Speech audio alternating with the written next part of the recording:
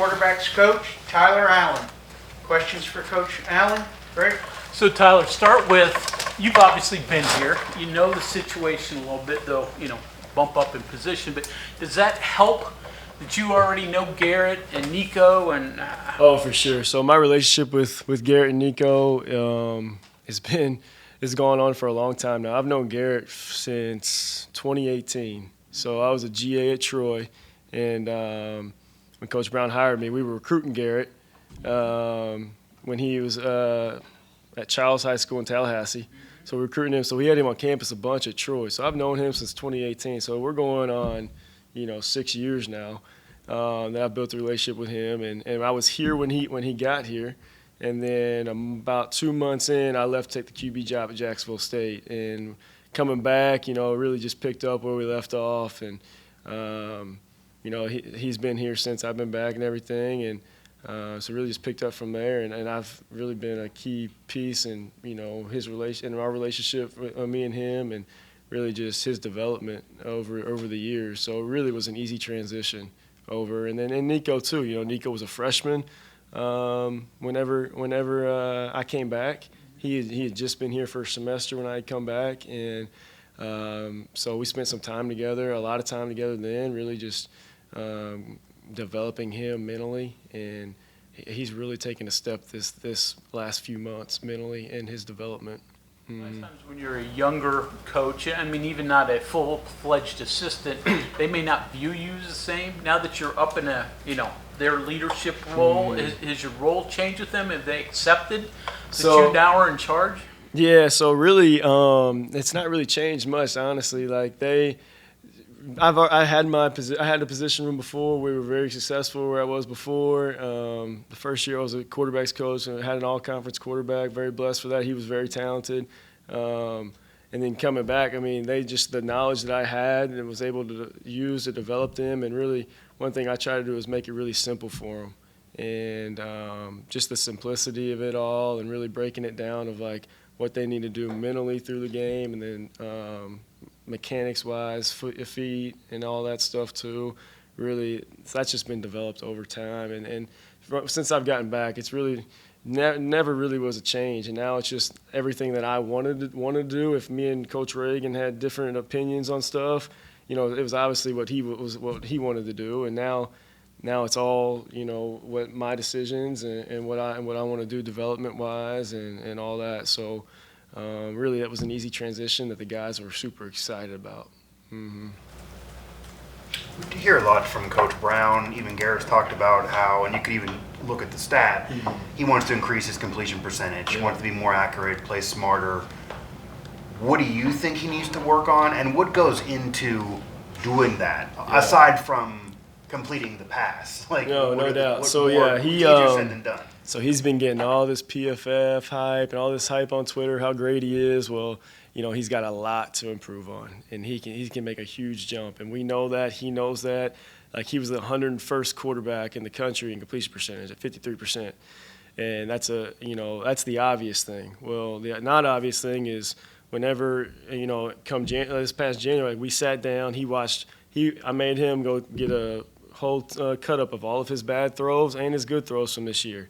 And we went through and watched them together, and I took notes with him sitting next to me. We watched every bad throw of what was wrong, and what showed up consistently of things that were wrong. And there was a few things, and some of them that I'll say is his drop mechanics were different every time. He was in an inconsistent base every time. So really on that intermediate quick game throwing, his feet were inconsistent every time. So one thing we're really focusing on this spring is a consistent drop. If you watch him throw a hitch last season, three hitches, there are probably 3 different drops that he took.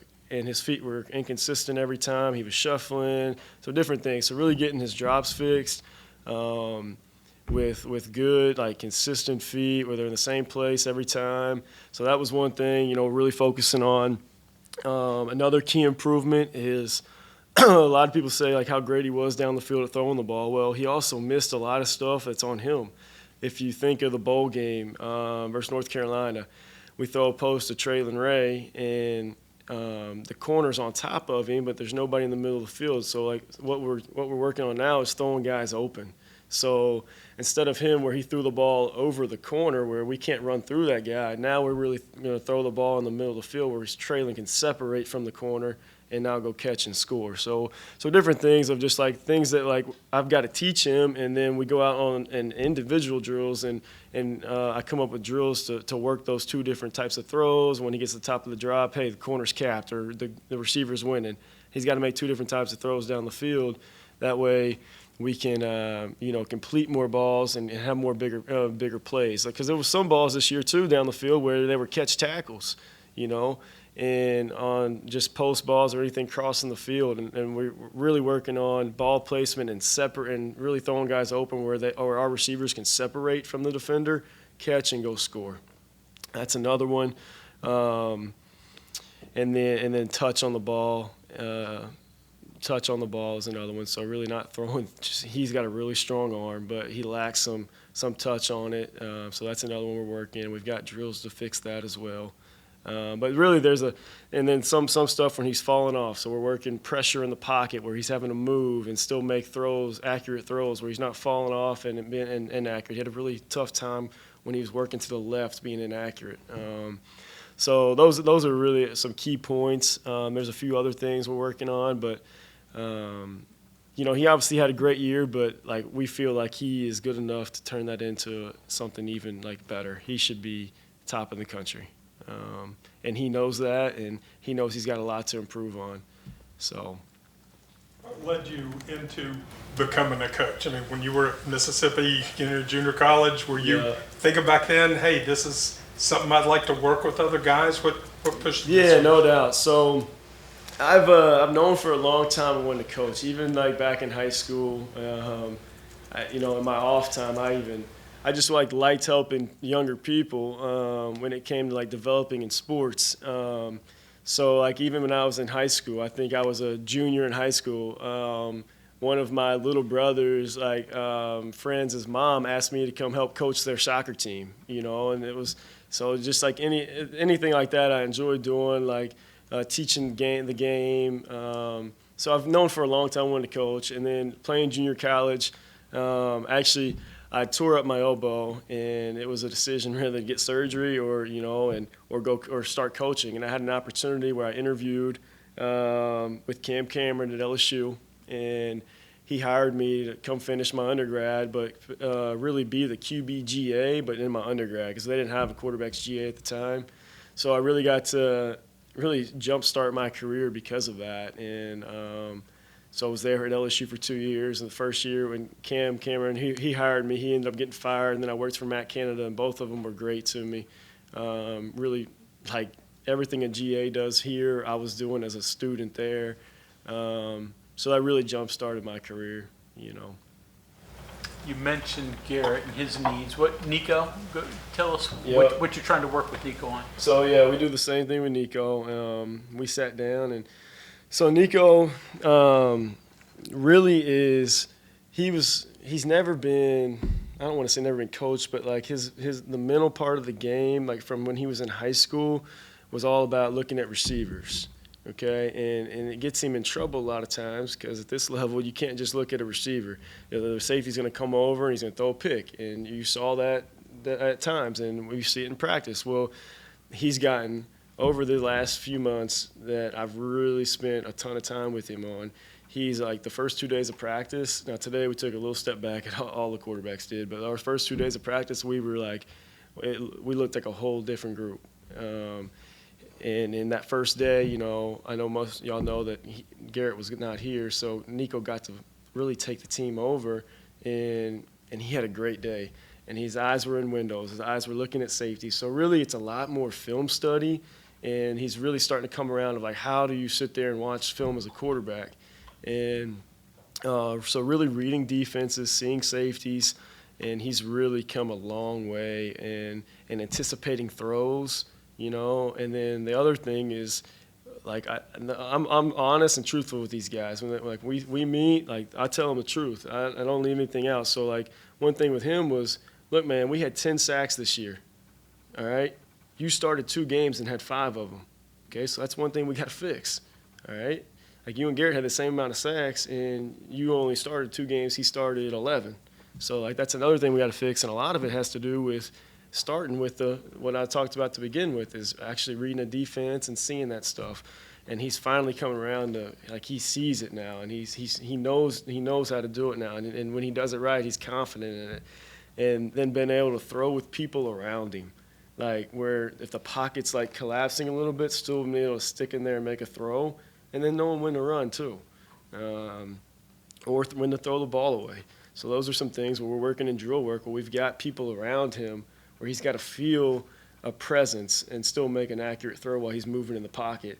And it shows up. Like all of our drill work's showing up. Like Wednesday in practice on film, you see him take a drop and the pocket's collapsing a little bit. And he moves, steps up, and makes a great throw, and is an explosive play. And like so, he's really coming along, and I think it's showing. It's showing on the field. How did you first get connected with Neil? So it's funny too. He actually just texted me. Matt Canada. I came in for practice. I had a text from him. So when I was at LSU in 2017, we actually got beat by Troy when he was at Troy, and Matt Canada was our coordinator, and that's who I worked for. And when Matt got fired from LSU in December 17, all right, actually Ogeron said that I couldn't be there anymore either because I was his guy at the time. Like I did everything. Like I was Canada's guy. So I was working for free, and Ogeron pretty much fired me. So I got fired before I even got paid a dime. And Matt Canada was like, "That's bullshit." Sorry, I don't know if I can cuss on this, but I have to cut that out. But and he was like, "I'll do anything for you if you need me, call anything." And I was actually at the coaches convention, and I ran into someone saying that a GA job at Troy was coming open. So Matt called Neil for me, and they interviewed me, and they hired me. So we were there for 11 months. I was there for 11 months before we came up here. Neil talked about how you help in recruiting. Mm-hmm. How do you take a story like Nico, one that's a lot of patience and maturity, and kind of use that as a selling point to quarterbacks? Yeah, so I don't know if I can say recruit's name, but we had a big-time, like, number 2 quarterback in the country in 26 here on Monday, and really just talking about our development and what we do in like QB school and stuff, a whole development process, and where Nico's come, and really taking like, hey, like, you know, he's got to develop in these areas mentally, and this is how we do it, all right? But I can see, like, on that kid, I was like, look, but I can see you already do this on film. So, like, you're going to be a step ahead. But we use the whole development process really with all the guys, how we've developed Garrett and how I'm developing Nico and all that stuff. And every year it's changing, but we have a whole plan of it's a calendar. Every day is scheduled out, detailed out of exactly what we're going to work. And there's a mental piece of it and an on-field, footwork, all that stuff. And I use that in recruiting a lot. Like, about to go in a second, meet with another 26 quarterback, and we're going to go over our development plan in the off season, and I'm going to show them how it changes every year from the year before what we had, and then now that I'm the full-time position coach, like the different things that we're going to do to each person's needs, because everyone's different, and like that's one thing I'm about too is like we're not going to go out there and do the same drills every year or every day. Like, everyone's got different things that we need to relate to the game. And Garrett's different from Nico, and they're going to do the same drills, but they're going to be tailored to where we're both getting good work of what's going to relate directly to the game. And we use all that in recruiting too. Mm-hmm. How much does it help Nico in his development that you can point to Garrett, as a guy that took time to develop? And, in today's world, guys want to leave after a year if they're not playing. And you have 2 guys that kind of. There's no doubt. So, yeah, Garrett waited his time, and it worked out for him. And that's easy to sell that to Nico and stuff. But then again, they're all different. And, Nico understands, like, I'm so honest with him, like, you got to understand, like, where you need to grow at. And he's gotten so much better the last 2 months. And it's like it showed, like, the first 2 days of practice, like that Monday and Wednesday, he was lighting it up. Like, his decision-making, like, numbers were like in the 90 percentile after grading it all. Now today we all took a step back a little bit, but those first 2 days, he was killing it, and it all has to do with just like he's been here longer. He understands the offense now. So now it's that next step of like, all right, the defense, and he's really getting his eyes in windows on safeties, and it's going to just limit all the negative plays, and his decision making has gone just skyrocketed. How different is the spring for you, even though obviously you're in a newer role now, a promoted role, but there's no quarterback competition this year for the first time in a couple years here. Nico, even though he's the backup, he won a big game last year. He's played in games. The numbers weren't there, but he did get a brawl victory. How's that different than where you and Sean even were last year in the spring, because you don't have to go through as many steps probably? It's definitely different. It's different in all kind of aspects. Like, because at one point, you got to make sure you're going to name a guy, but you can't really lose one either. So it's a lot of stuff that you're moving pieces around, and because they're both really good players, and it's completely different this year. Obviously, we know that Garrett's a starter, but Nico's like, the thing for Nico was like, he's one play away, like knock on wood, but he's one play away from playing. I mean, it happened last year. There was Garrett, had to come out, and Nico, it's time to go, man. It's time to go. And my thing to him is like, there can't be a drop off. Like it's got to be better. When you go in, like, we're better. I mean, that's just what it's got to be. So, like, how do you get to there? Well, like, teaching him, like, how to be a quarterback, man. You've got to be up here all day. You're basically a sixth offensive coach. Like, you got to be in the building all day. That's just what part of being a quarterback is. Like, you've got to study so much film where you know exactly what they're going to do. And, you've got to be able to, if someone's wrong, fix it on the field and let's go. Like, you got to understand it so much and be up here so much that there's no drop off, and we're going.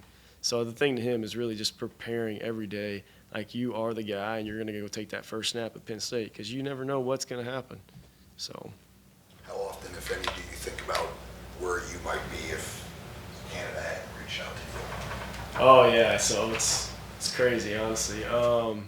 Yeah, I mean, actually, I would have went to Maryland because Canada actually ended up getting the OC job at Maryland about a month later, and he offered it to me, and I was already at Troy.